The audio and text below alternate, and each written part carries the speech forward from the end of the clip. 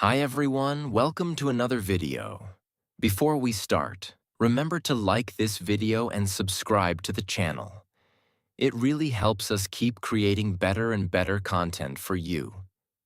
At the end, share your feedback or any insight you had while listening.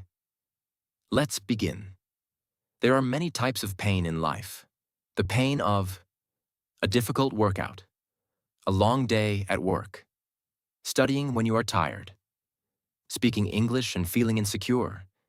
These pains pass. You sleep, you rest, you recover. But there is a different kind of pain that does not leave easily. The pain of, I could have, but I didn't. That is regret. Regret is heavy.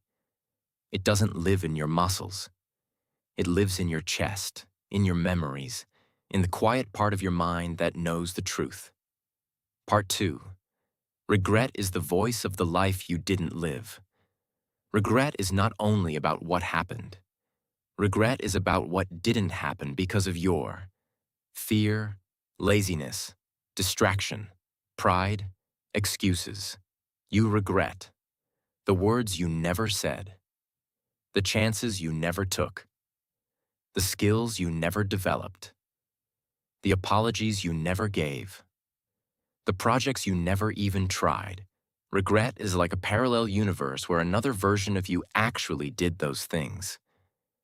And now you feel the distance between who you are and who you could have been. This distance is the weight you carry. Part 3. The most painful regrets are usually quiet.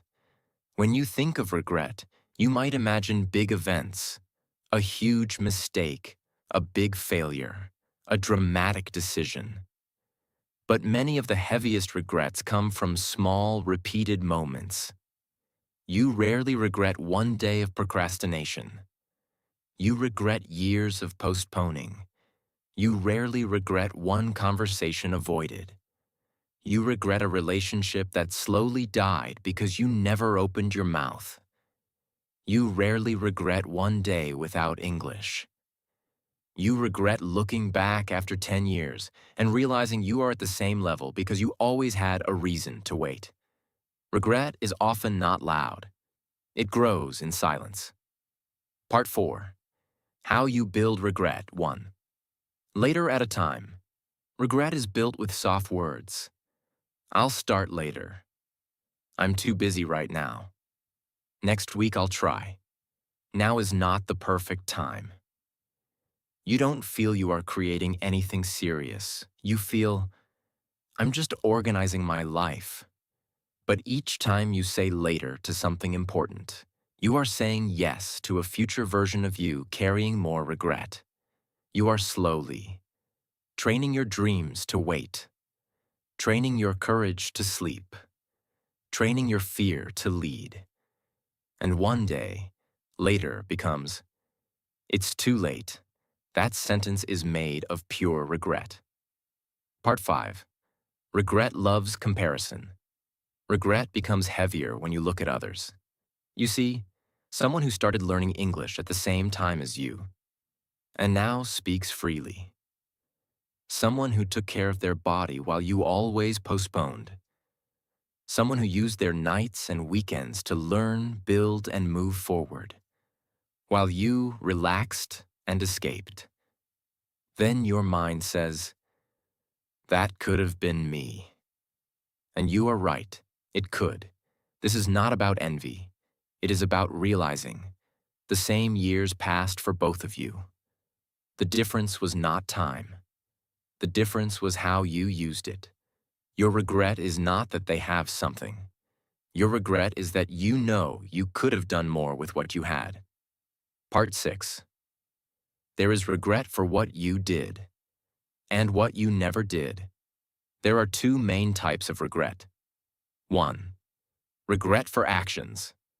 You regret things you did. Words spoken in anger. Decisions made without thinking. Times you hurt someone. Times you disrespected yourself. 2. Regret for inaction. You regret things you never did. Not start in that project. not learning that language, not saying I love you or I'm sorry, not leaving a situation that was killing you. Both hurt. But studies and many old people's stories show something important. At the end of life, people usually regret more what they didn't do than what they did. Why? Because mistakes you made taught you something. Inaction taught you nothing. It only stole possibilities. Part 7. Regret is heavy because you know you were there. Regret is not like bad luck. It is not random. It comes from moments where you were present, aware, capable of more. But you said, not now, not me, not this time. You can't lie to yourself inside regret. You know you were there. You know you could have chosen differently. That is why regret feels heavier than simple sadness.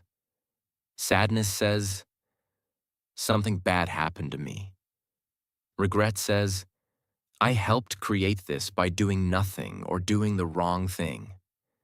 This realization can crush you or wake you up. Part 8. The hidden regret about English. Let's talk about English specifically. You might think your biggest regret will be, I made mistakes. I sounded stupid. I said the wrong word. But your real regrets will probably be, I stayed silent when I could have spoken. I didn't apply for that opportunity because I was afraid of my English. I watched years of content but almost never practiced in real situations. I was more worried about my accent and other people's opinion than about connecting, learning, and growing. You won't remember the grammar errors. You will remember the conversation you avoided, the door you didn't open, the chance you didn't take. That is the weight you don't want to carry. Part 9. How to use regret instead of being destroyed by it. Regret can do two things: paralyze you or wake you up. If you use it badly, regret becomes self-hatred, constant mental replay of the past. I'm a failure. It's too late for me. You punish yourself again and again for the same story. Nothing changes. You only suffer. But if you use regret well, it becomes a teacher. You can ask, what is this regret trying to show me about my values, my fears, my priorities? What kind of behavior created this feeling? And how can I stop repeating that pattern now? You cannot go back to that moment, but you can stop creating new moments with the same mistake. That is how regret loses weight and becomes wisdom. Part 10. A practical regret to growth protocol. Let's turn this into concrete steps. Step 1. Name one regret honestly. Not 10. 1. Write it down clearly. For example, I regret not taking my English seriously for the last 5 years. Or, I regret staying in that relationship too long. Or, I regret always saying later to my health. Be specific. Vague regret cannot teach you much. Step 2. Separate what you cannot change from what you can. You cannot change the past decision, the time already lost, other people's reactions. You can change your habits now, your reactions now, your standards now. Write 2 columns. Not in my control anymore. Still in my control today. Put your energy only in the second column. Step 3. Identify the pattern behind the regret. Ask, what pattern created this regret? Maybe avoiding discomfort, fear of judgment, always choosing short-term comfort, staying silent instead of speaking. This pattern is the real problem. The event was just one expression of it. If you don't break the pattern, you will create new moments to regret later. Step 4. Design a small anti-regret action for the next 24 hours. This action must go in the opposite direction of the pattern. Be small, clear, and doable now. For example, if your pattern was avoiding English speaking, record a 3-minute audio in English today. Or send one voice message. Or join one short conversation, even if you are nervous. If your pattern was ignoring your health, walk for 15 minutes today. Drink more water. Prepare one real healthy meal. It will not erase the past, but it will change your trajectory. Part 11. Pre-regret. Visit your future before you create the pain. There is something powerful you can use. Pre-regret. Before you avoid something today, look at yourself 5 years ahead and ask, if I continue like this, what will I regret? You might see, I will regret not speaking English when I had the chance.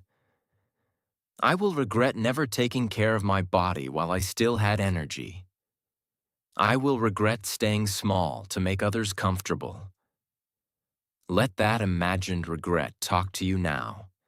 Use it as a warning, not as a future prison.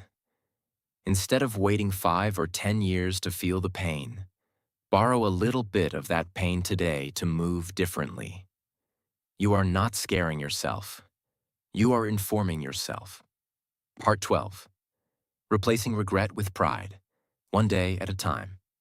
Imagine going to bed at night with 2 possible feelings. Regret. Again, I avoided. Again, I wasted. Again, I stayed the same. Or quiet pride. Today was not perfect, but I did not abandon myself. I took at least one real step. You don't need a heroic day. You need days where you can say, I did something my future self will respect. Maybe you studied English even when you were tired. You had a conversation you were afraid to have. You said no to something that steals your time. You moved your body even for 10 minutes. These actions are small, but their emotional weight is the opposite of regret. They are light. They give you air. You have reached the end of the weight of regret here on English Rise. Today, you didn't just practice English. You looked directly at a feeling many people carry in silence. The quiet, heavy, I could have, but I didn't. Remember, regret for the past is a message, not a life sentence. You cannot change what is behind you, but you can absolutely change the pattern that created it. Every small, uncomfortable action today is one less heavy memory you need to carry tomorrow. From now on, before you say later, before you stay silent, before you choose comfort again, ask yourself, will I be proud of this decision later? Or will I add another small stone to the weight of regret?